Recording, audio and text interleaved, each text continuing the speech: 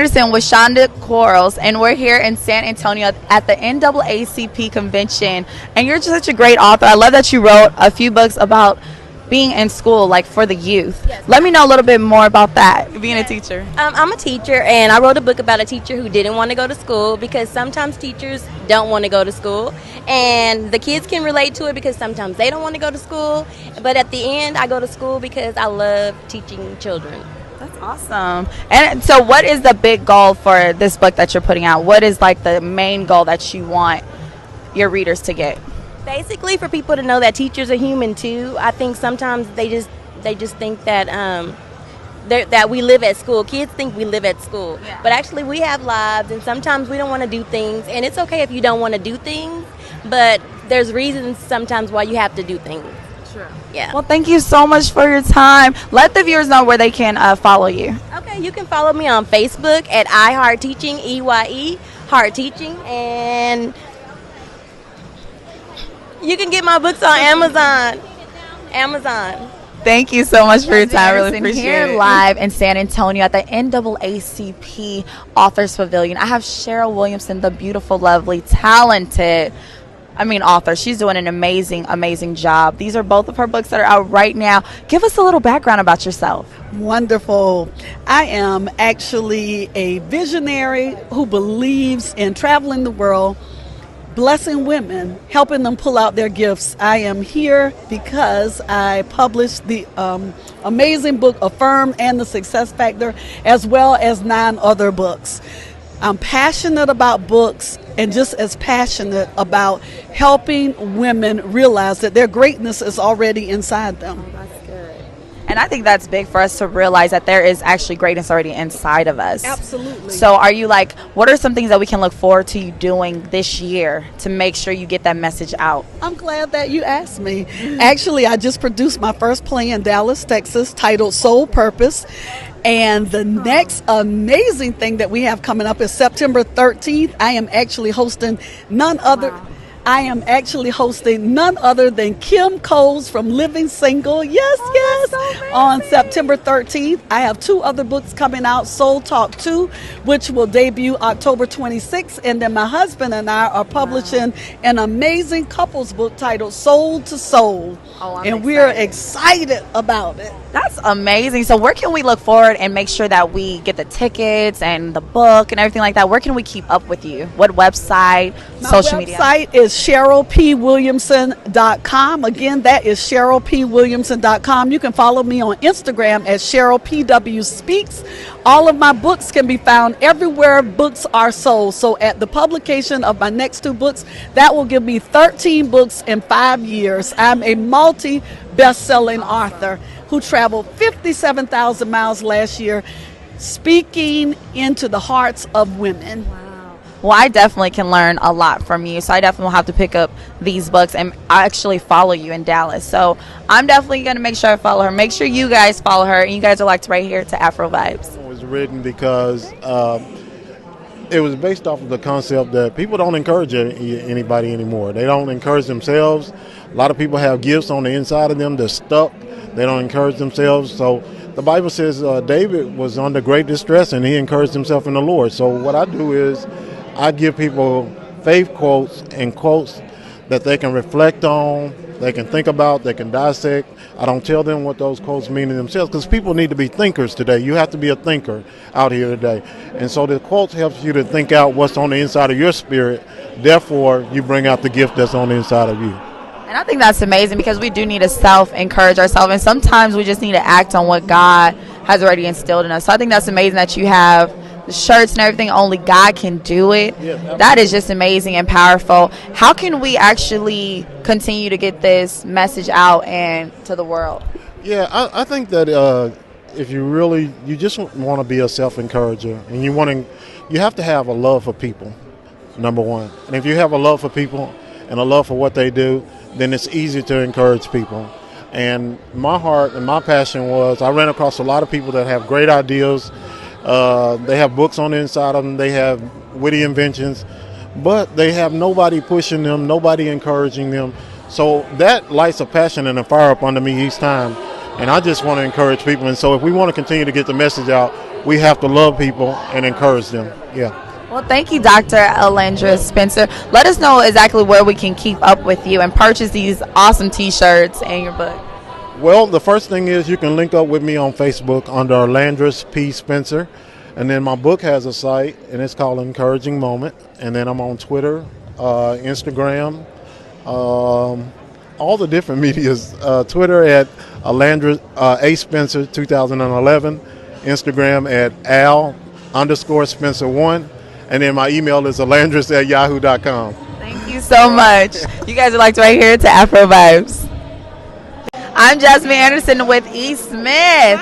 How you feeling today? I'm feeling amazing. I love what you have going on over here. You got I'm That Parent. Let me know just a little bit more about this movement you have going on. Right. So what I found is that I'm a high school counselor, but I'm also a parent of an ADHD student, right? Yes. So what I found is that I've heard a lot of my friends, a lot of my colleagues saying, oh, I don't want to be that parent. Well, the movement that I'm starting is I want you to be that parent, and it's imperative that you be that parent, and it's necessary that you be that parent so that your student can be successful when it comes to their academic career. Yes. So what do you mean when you say that parent? Like the parent that, like, fill in the blanks for me. Let me understand that a little better. That parent is the involved parent, right? That parent is the one that's going to send the email, that's going to contact the teachers, that's going to show up to the parent-teacher conferences and the open house nights, right? That's what that parent is. That's who that parent is. Making sure those grades, everything is on point. Everything is on point, and making sure that your student has everything they need to be successful, right? Okay. So that's what that parent is. That's really awesome. So is this like a guide? You have a guidebook to let those parents know how to do it correctly? Absolutely. So A's for Advocacy was actually birthed from that movement of being that parent. And when I say that parent, I say ride or die parent also, right? Because when you're a ride or die parent, that means that you're going to do whatever you need to do to make sure that your student is successful, right? So A's for Advocacy is a book that was written. It has 5 academic principles, really foundational, that you can do to immediately start being that involved parent when it comes to making sure your student is successful. Well, I look forward to seeing more of this movement going on and more parents want to be that parent. Yes. So let us know where we can follow, get the book, stay in touch with you, let the viewers know your social media. Absolutely. So you can find me on Facebook and Instagram at The Parent Pal. That's my handle. You can also visit my website at www.theparentpal.com. Thank you so much for letting me interview you. I really appreciate it. I'm that parent. Anderson. Nice to meet you. So Cassandra Elliott. I'm Jasmine Anderson. We're here live at the NAACP. I have Cassandra Elliott here. How are you doing today? I'm fine. How are you? Good. And I see you are really big about strategic victory. Let me know and let the viewers know just a little bit about how important that is for you to get that message out. Well, it's very important to me that we get this message out. I want everyone to understand that no matter what happens in our lives, God is using it to bring us to a place of victory. There's a reason why you survived being molested. There's a reason why you survived the death of that loved one that was so close to you. There was a reason why you were in an abusive relationship and it didn't kill you. It was because God had allowed it so that He would bring you to a place of victory. There are some things that you are dealing with today that you are able to handle that if they had happened to you 5 years ago or 10 years ago, you would not be able to handle them. But because God has systematically and strategically ordained everything that happens in your life to bring you to this place of victory, nothing takes Him by surprise. Nothing is by accident. You were born to be victorious. Victory is in your DNA. I love that. And what you and the fact that you're so passionate about exactly every word that you're saying, like, I get it. Like, you guys, how can we help you to make sure this movement and what you're trying to put out, it gets out? You can just follow me on social media at co-pastor C1. That is the @ capital CO, capital PASTOR, capital C, and the number 1 on Instagram, Twitter, Facebook, follow me. You can order my book online at Amazon, or you can get it digitally on Kindle. Just get out there, get a copy of this book, let this book bless your life, and then pass it on to someone else who's going through a hard time, who's struggling, who needs to know that they can be victorious. Somebody that's down and don't know how they're going to make it. This book will bless them and let them know that there's victory in their near future. You guys, man, that beautiful message right there, that was amazing. You are victorious, and you guys are locked right here to Afro Vibes. I'm Jasmine Anderson with Stephen Tillett. We are right now at the Authors Pavilion in San Antonio at the NAACP convention, and I'm excited for his book. It's called Stop Falling for the Okie Doke. So let us know just a little bit about what that message is that you want to get across to the viewers. Sure. Stop Falling for the Okie Doke was written out of frustration, really, as I saw continuing discussions about what I understand to be the lie of race, where the concept of race has been weaponized and used to keep people of similar interest and similar circumstance separated. We understand that genetically we are all 99.9% plus the same, and yet as a result of a difference in skin tone, which frankly, as you know, we can go to a family reunion in the African American community and have every shade. Yeah, every shade. Yeah, that's true. But just within the human family. And so when people understand that it's really about socioeconomics, that's the game changer. That's the foundation for the lie.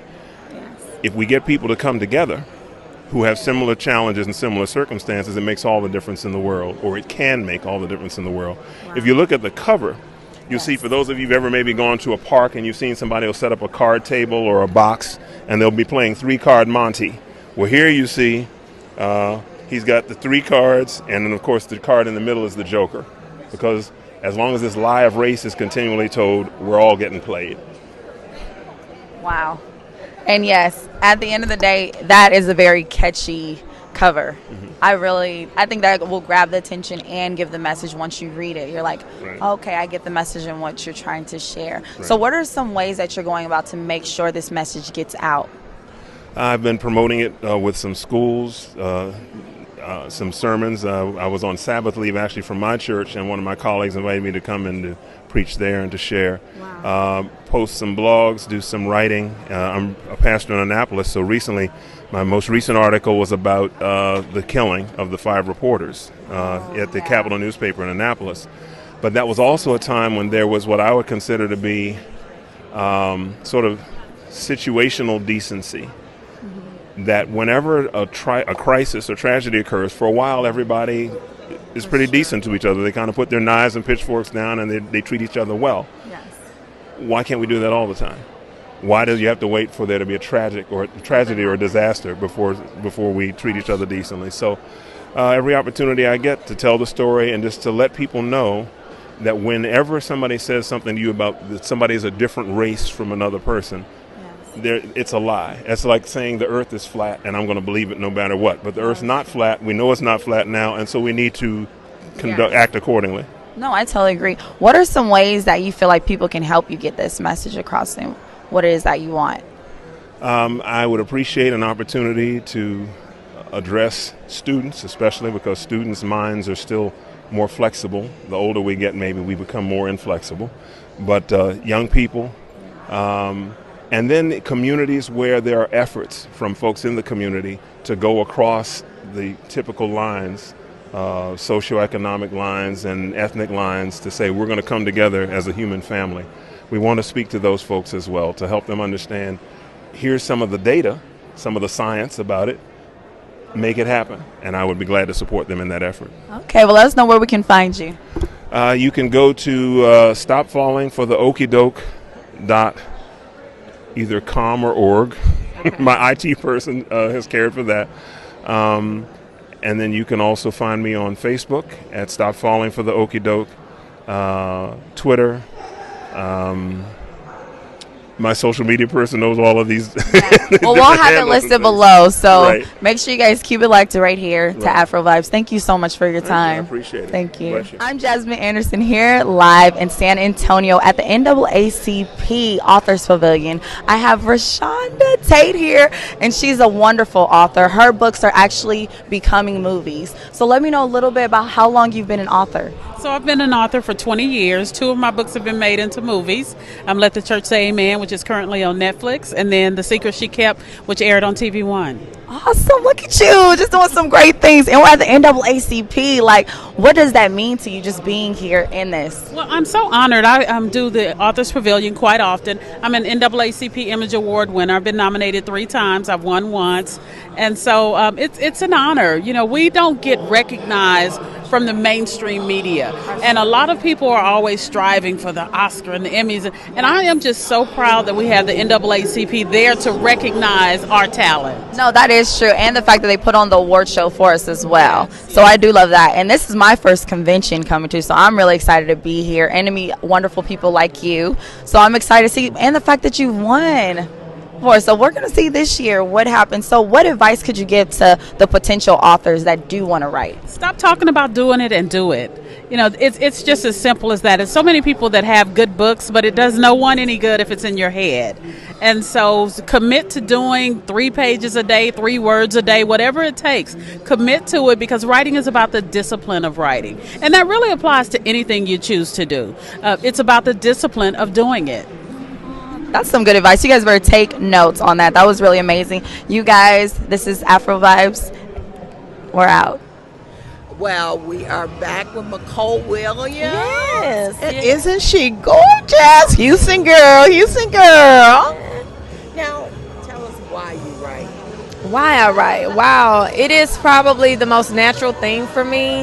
I have this story where we always laugh about it within my family, but it's like my sister and I, we were like only children, because it's a 15-year gap between us. So being the only child really was how I discovered writing and all the things that it comes from, or all the things that it allows. It allows me to express myself. It's an outlet, but it's also kind of like my connection with God. I was noticing a lot of prayers being answered through just writing simply, and then just in general, vision. We know if we write our vision down and we make it plain, it is very much happening. And so writing is a lot of things. And why I wrote this particular book, I don't know. It seemed like it was just like it needed to come out. It wasn't going to be letting me just kind of go through life comfortably without it being that I published. So when you have a story in you, you just have to be obedient, and you just have to make sure that you do what you can to make sure that the world has a chance to read the story.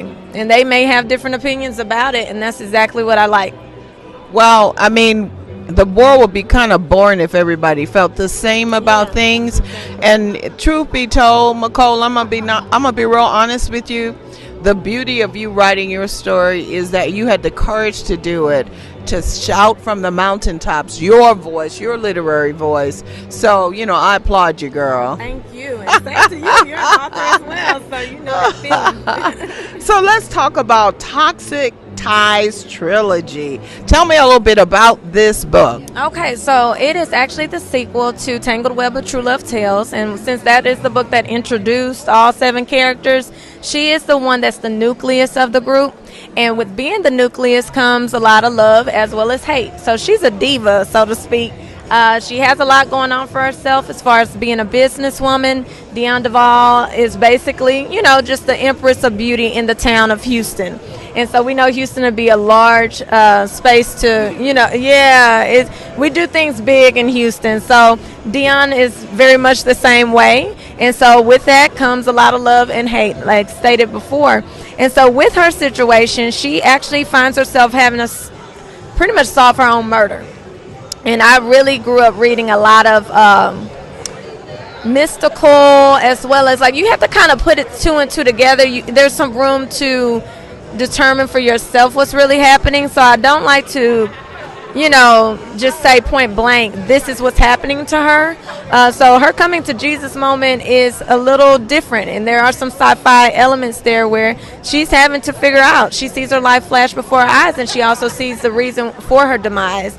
And it's up for her to determine what kind of life does she want, or what kind of death does she want, unfortunately. So even though sometimes we don't necessarily have that ability, so to speak, we actually metaphorically do have that ability to determine whether or not we're going to live or are we going to die. So she's definitely not the victim type. None of my characters are. Some of them are struggling a little bit more than others in that arena. they all have their own sin that they're trying to overcome, and it's very possible that they will. So one of the things that I like about your storyline is the fact that you weren't afraid to mix genres. That is very important, and you need to be very skilled to do that, and I'm sure you are. Tell me a little bit about, how can I say it, the real you, because for someone to be a heavy thinker like that, did you tell us a little bit more about your background? Okay, my background is kind of interesting because I would say I'm a Jackie of many trades, and the creative direction is basically what I am closer to mastering, I would say. And what I mean by that is, I started writing just out of love, but I went to school for mass communications, and I also minored in English. So, I'm always trying to evolve. I'm a full-time teacher, so it's a lot going on. So I'm always pushing my students. I'm never at a point where I can just say, oh, I know everything. I'm always trying to learn new tricks. I'm always trying to get more insight. Like even today, when I had a book signing, I wanted them to know I was still doing research. So my question was, what sin has been the most toxic in our society today? So it just keeps me going, just asking people, having that journalistic background, but at the same time, I want for society to be better. All those things are kind of factored in. Just the love for life and wanting society to be better is kind of what drives me. So I'm always learning. So it's a couple of things going on.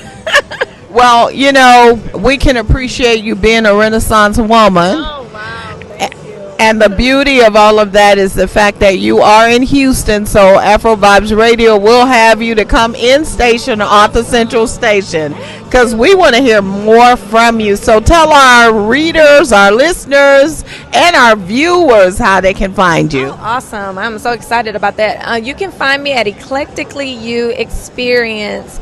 It is a website, eclecticallyyou.com. It's the best way to find me as the event planner, creative director situation. But my first name and last name, Mecole with an M, it's not a typo, MecoleWilliams.com. You can find all of my book information there. I am heavily on Instagram with the new company, so Eclectically You Experience is pretty much where you can find me on there, Eclectically You Experience. So. Well, we want to say thank you again, and we love you already. So, you got to come. You got to come to Afrovibes, okay? So, thank you very much. Hi out there in Afrovibes land. I have Tristan Jackson here with me. She is an author, a prolific author, and working on her PhD. And I'm going to ask her some questions here at the NAACP National Convention. She's here. She's a featured author in the Author Pavilion, the National Conference. Hold one. Hi, Tristan. Hi, how are you? Are you doing okay? Yes, ma'am. Thank you for having me on here, Miss Sharon. Oh, you're welcome. Thank you. Thank you. Let's talk a little bit, Tristan, about why you write. Why do I write? So why do I write? I write for the next generation because I want them to, I want to leave a legacy for the next generation to never give up on your dreams, and no matter where you come at in life, you too can achieve your dreams like Tristan Jackson. That is why I write. Wow. Yeah. And then what do you write? So what do I write? So I write inspirational, motivational, self-help books, children's books. So each part of my life, each journey that I have went on is a book. So College Success Guide talks about being a first generational college student and the tools that you need or a college student needs to succeed in college, no matter if they start off at 18 or 50 years old. That book is perfect for that one. That is College Success Guide. And then Wake, Pray, Hustle, Repeat is about my journey as an entrepreneur. Waking up, we wake, we pray, we hustle, repeat. And that's just an inspirational book, too, to help people on this entrepreneurship journey. So I say each one of my books was a stage in my life to inspire someone else to never give up on their dreams. Wow. So let me ask you something else, Tristan. I'm curious. Talk to me a little bit about, if you were a first-time author, what advice would you give someone who is a first-time author? Because you've been there. Ooh, that is a lot. For a first-time author, I would definitely say networking is key. It's more than just writing a book. Anybody can write a book, but it takes someone that's determined to get it out there, networking, connecting, going to different events like the NAACP, having your website. So I would definitely say outside of writing a book is make sure you get your team, make sure you have your website, you're networking, you're going to different vendor showcases, and not just only in your city, but try other cities too, because you never know who needs your book and you never know who will come across you at different events. And so just because you have a book does not mean that it's going to sell. So the last question I have for you, Tristan, is what does the future look like for you? Ooh, what does the future look like for me? So right now the future looks for me is to have my own radio showcase and continue to build on this entrepreneurship journey and continue to network, continue to connect with different people, and just it's like when you're building like someone's doing a sculpture and they have a block of ice, that sculpture doesn't automatically come to fruition. They have to keep chipping at it, and so that's what I'm doing with TJ Inspires. I'm keep chipping at it until I'm able to reach a global audience. Wow. Well, you know Afrovibes is in 180 countries. So today, Tristan, you have reached a global audience. Congratulate yourself. Thank you. Thank you. Thank you. Thank you. Well, we want to say thank you for showing up and showing out. And tell our audience how to contact you. So you can find me online at www.tjinspires.com. I'm all over social media, Facebook, Instagram, Twitter, just TJ Inspires. All of my social media is TJ Inspires. Well, thank you for just showing up and showing out, Ms. Thank Tristan. you. Author Central. Well, this is the Master Communicator signing off, and I just want you to know I love you, and there ain't nothing you can do about it. Bye-bye. Hello out there in Radio Land. We are at the NAACP convention, and I am here with this wonderful author all the way from Newark, New Jersey? New York City. New York City! Harlem, New York. You know I was born in Queens. Oh, okay. Yeah. So that's my neighbor. Oh, you know, I only lived there for 6 months. Well, you're still a New Yorker. So let me find out about this book you wrote. Miss Simpson, okay? Phyllis Simpson. Phyllis Simpson. My book is called The Judge and I, and it's a story about me and something that happened to me over 35 years ago. It's as relevant today as it was when it happened 35 years ago because it deals with the issue of abortion. Oh. But the issue is a little on the other side. I'm a person that always believed in freedom of choice, thought everybody else who believed in freedom of choice was on the same page. But I found out that freedom of choice for some people means their choice and not your choice. Oh, wow. So this book is about my pregnancy out of wedlock and the judge disagreeing with me as to she thinking that I should have an abortion and me thinking, no, I won't do that. Oh, wow. And so the book details what happened, the exchange between us that happened, and it also goes into things that happened to me when I was growing up. I grew up in the 60s. Oh. I'm one of Dr. King's foot soldiers. And on the back of my book, you'll see my favorite quote from Dr. King, which is also more relevant today than ever in America, probably, because it talks about freedom. Wow. You know, Dr. King says there's nothing greater than freedom. Nothing greater than freedom. It's worth paying for. It's worth losing a job for. It's worth going to jail for. He said he'd rather be a poor pauper than a rich slave. And he would rather die in poverty with his convictions than live in inordinate riches with his lack of self-respect. Oh, wow. Which is so relevant to what's going on in the White House today. Wow. Because up until this last president, even the presidents that I disagree with the most, I believe that they did believe in freedom. And that's one thing that I think this current president doesn't believe in. But I digress. my book talks about my days of growing up in Dr. King's movement, and it also talks about my experience integrating the high school in my community that was previously all white, and also just the things that I experienced as I grew up. I think that you will enjoy it.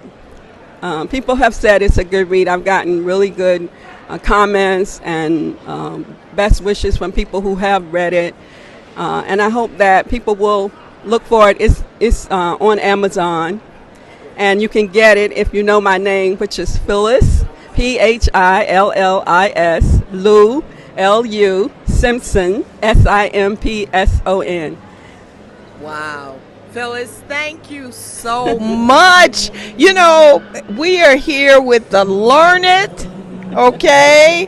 We are here with the intellectuals, and we are here because we count, and our voice counts. Phyllis, thank you so much. Thank you. For interviewing with us, and thank we you. love you, and there ain't nothing you can do about it.